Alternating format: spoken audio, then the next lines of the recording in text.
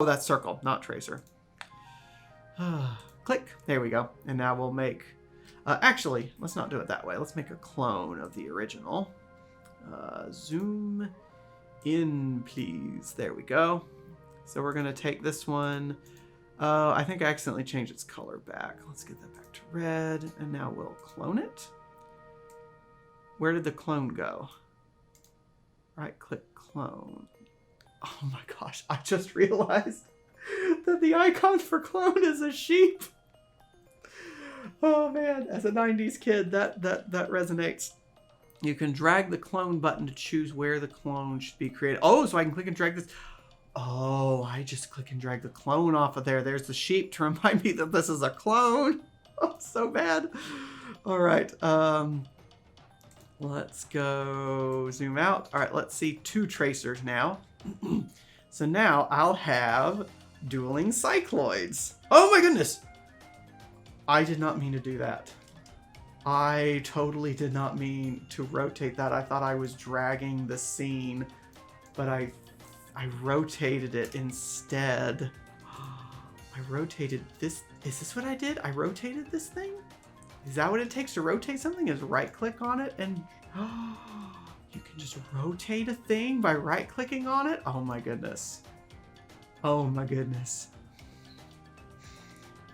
All right, let's go back another step. I want to watch my cycloids, then we'll have it go down the incline. We're definitely doing that. All right, right click out here and drag. Don't right click on anything and drag. Right click on the sky and drag. It's nice to, I guess the clouds are there to remind you that time is passing by or something. Yeah, there the thing goes. Got these parallel cycloids together. Okay. Oh, you know what we should do? We should make a hypocycloid. I'm totally going to do that next. Okay. Let's reset that now. Let's give this thing a little bit of an incline, huh? You like your incline plane problems?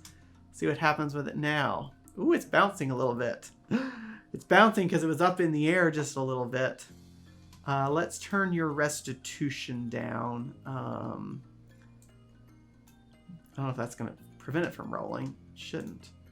There we go. Okay, so you get a cycloid that has rotated. It should be getting faster. Oh yeah, but that's not going to change the trajectory of the cycloid. Okay, so if I do show plot of the thing's speed, sure enough, it is getting faster because it is rolling downhill.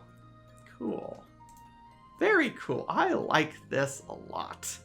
What was the thing I was going to... Oh, yeah, I was going to try a hypocycloid. Okay. So, let's actually start a new one. So let's string pendulum plus cycloids. There we go. And let's actually open a new one to make our hypocycloid.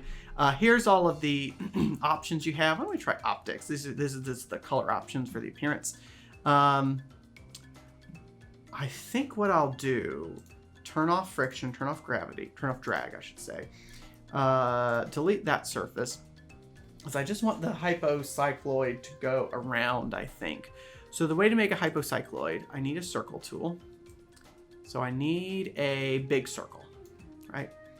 I need that big circle to have a circular hole in the middle. So I actually need to be a ring. So let's do this. Let's right click, clone this thing. So we'll get that inside here. Good. Now, can I shrink it from here? I don't see where I can't spongify. Liquefy. Turn into water. Okay, spongify. Does not get a description. Okay. All right, so I actually need to delete that one. All right, now I need to make another circle because I need to cut one circle out of another circle. So we're going to try, this. All right, is there a way I can align those two? I am not sure. What does this button do? Visualization, 2 circles. Oh, you can actually get default materials. So rubber is going to make it this much friction and this much restitution. Glass is going to make it different. Oh, and it changes the appearance of it too. That's really cool. Definitely got to recreate Angry Birds in this, by the way. Let's see. Where can I find... All right. Combine circles. I don't want to... See, this is the thing I need because I need to do the subtract. Remove the intersecting area from the underlying object. Oh! Silly me. It doesn't actually matter if they're lined up because all I need is a circular hole. There we go. All right, I did the subtract. So I should be able to grab this thing now. Nope.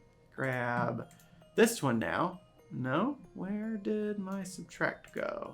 All right, I figured out how to do what I wanted. You don't select both objects. You just select the top object because that makes sense.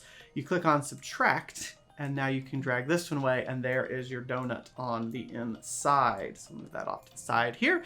And now I want to get just a little circle in here. Very good. What's up with all this dark appearance stuff? I want to be able to actually see the thing. Oh, they've got a very low alpha value. Okay, so we'll do a similar thing on here. Increase the alpha. Let's actually change the... There we go. Now they look distinct. And now what I want to do is watch what happens with this thing. Yeah, there's no gravity to make it move around any now. So we'll have to get this to... I think if I do it here, it's going to snap up there. Yep, and then it's going to bounce around. Well, that would certainly be interesting to watch, like a screensaver or something. What I'm going to do is put this on the edge here. Let's see. I will need to set its velocity very particularly. So let's freeze velocities. There we go. So now the velocity is 0. Okay, so it's going to hang out there now. And now I'm going to give it an angular velocity of so much. Okay, let's see what happens now. Is it rotating? I can't see it rotating. Oh, it's slowly drifting off this way. All right, this may or may not actually work.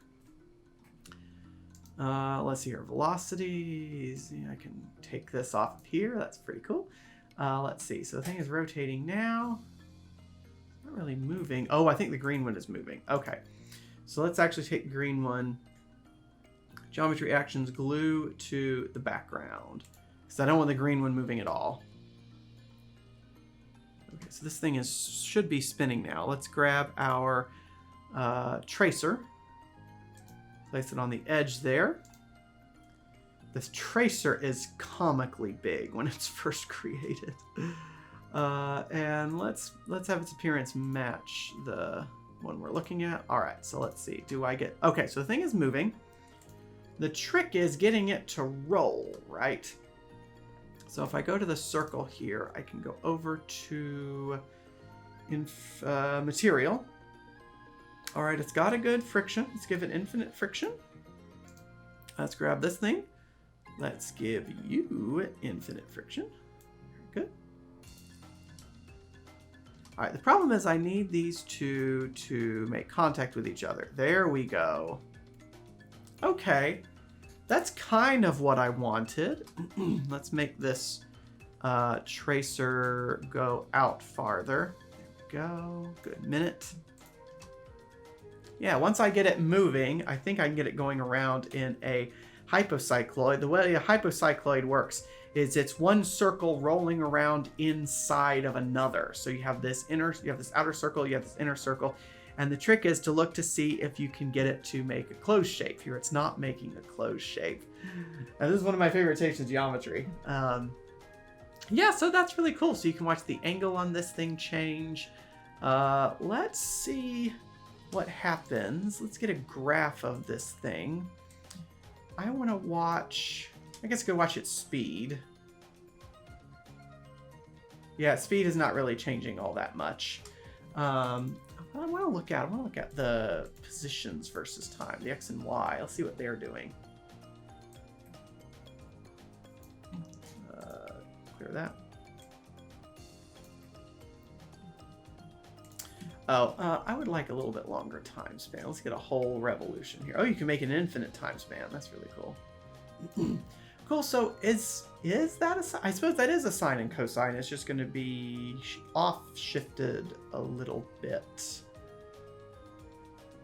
Oh, yeah. This is the actual position of the of the thing. I think, oh, I suppose what I could try to do would be to get the position of the tracer. I don't see a spot where I can do that. So I suppose what I could do would be to grab another circle here. And what I'm going to do with the circle is just glue it onto the edge here. Small circle. Wrong button. Sorry. Let's get a circle here. We're going to place the circle here on the edge. And what I'm going to do is a couple things. I'm going to fixate it here. So fixate just means attach it to the thing that's underneath it. And then the other thing I'm going to do for this circle is I can change the collision layer, because I don't want it actually interfering with the green thing here. And so with collision layers, what you're looking at is are these objects going to try to collide with each other? So all I have to do is change it to collision layer B. Actually, I suppose I don't need a collision layer at all. Now it won't collide with anything. Let's try that. There you go. And now I've got a spot on here that I can graph.